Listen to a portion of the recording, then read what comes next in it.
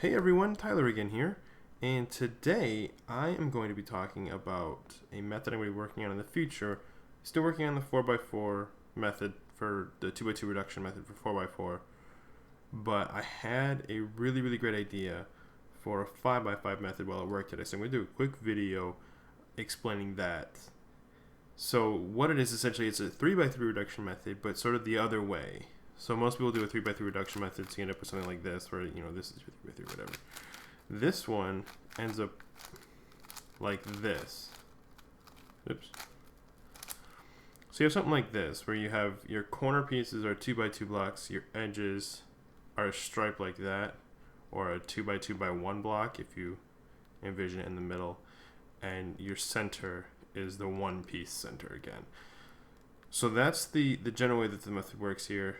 This is something that kind of piggybacks off of the 4x4 method that I'm working on. So once I finish that and get everything up for that, this method will get a lot faster with that, but this will still be a pretty decent method if you can get quick with it on its own right. And it is, I believe, a parity-free method. I've only done a few solves with it so far. I have not had any parity, and I don't think there should be any parity. So if someone can prove me wrong on that, let me know. But I'm pretty sure that this is a parity-free 5x5 method. So I'm going to go ahead and do a quick sort of walkthrough explanation here. I'm not going to do the whole solve, just the important parts of it. Alright, so the first step for this method is that you want to pair your edges with their corner piece. So you're just going to have this the exact same way we do the 4x4 method, and you're going to do it the exact same way. So this edge piece goes here. Now this, you could technically just do this, but to demonstrate the principle here, you do a T-perm. So you put the two pieces here, corner in the top layer, and your edge piece in the bottom layer, or the second to the top layer, and you do a T-perm with wide arm moves.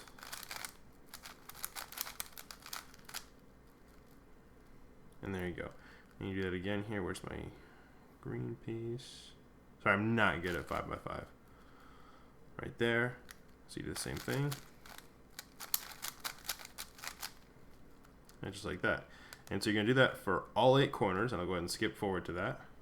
Alright, so once you finish that, you'll have a cube looking in this sort of state here, where you have all of the corners matched up with all of their edges. Center edge piece, a little bit close to light there, sorry. The center edge piece will not be solved to anything right now. And you may have some of these center pieces that are solved like this, but most of them will probably be like these two right here, unsolved. So then what you do for the next step, there's actually 2 ways you do the next step. I'll show you the basic way, and then you can take it a little bit more advanced to save a little bit of time here. So what you're going to be looking at is these corner pieces here, and what you're going to be doing is flipping these over. So for this, you'll set them up so that they'll flip adjacent, or excuse me, flip opposite each other, diagonally like this, and then you will do a regular T-perm and just do it twice.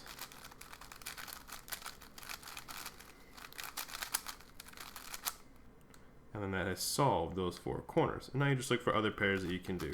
Now you're always going to find ones that will be perfect swaps, but you do what you can. So these 2 will both solve, and these 2 will solve just the blue, and you have the red and white right here. So do the same thing.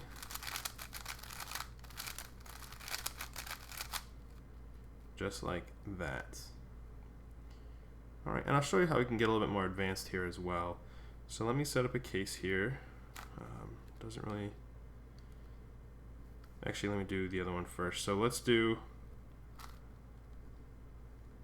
Set it up like this. Oh, that's perfect. Okay. So what I'm going to do here, or what I've done here, if you can tell, I can get the colors to adjust right. There we go. So now we're looking at these center pieces here.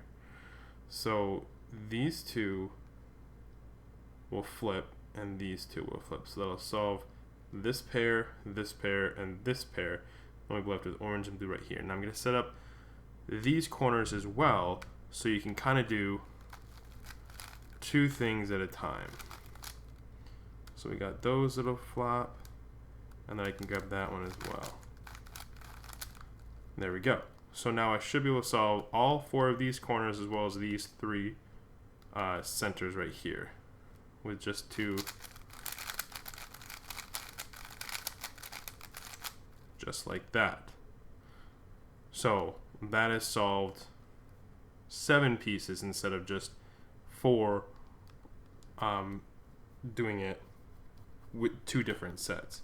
So you can go a little bit more advanced that way. Alternatively, you can just do these centers, and then once you get all those done, do these centers and just set up the same color opposite each other. So do something like that, so that when these 2 flip, they'll still be solved. And then you can just do your centers here. So you can do that until you have all of these centers paired up with your corners and all of these centers paired up with their edge. All right, I'm going to skip ahead to that here. All right, so this is a bit of a special case here. So when you're doing these centers right here, you can do just the T-perm to swap the 4, like I said originally. There's also another move you can do that'll do a 3 rotation.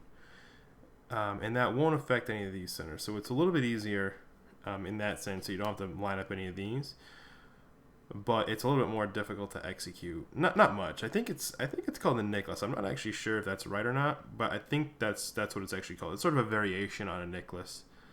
Because a normal necklace, again, if I'm using that correctly, would be swapping these pieces and one of these. But I've adjusted it to swap. What it's actually going to do is push this piece here, and this piece here. So if you watch that, it's going to be up, U,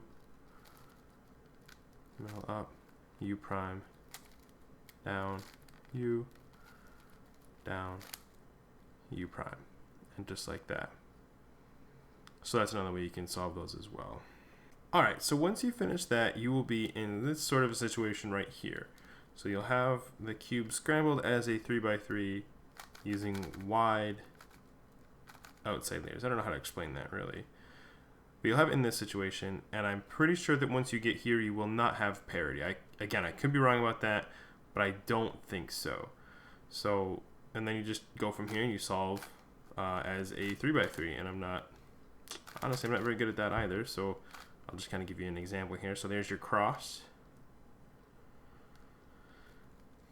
And then if you do, these are my first F2L pair, and you just solve like that for the rest of the cube. So that is the method right there. There's still a lot of work left to do on it. I know there's a lot of optimization that can be done there, as well as having our initial 4x4 method completely memorized will be used to solve your 2x2 corners, and that will speed things up quite significantly. Once I finish that, that will help out this method quite a lot here.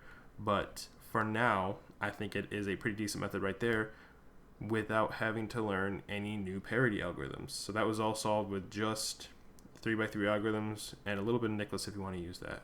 Again, if I'm using that correctly, I have no idea. So that's it right there. I hope you guys enjoyed that, and let me know what you think in the comments.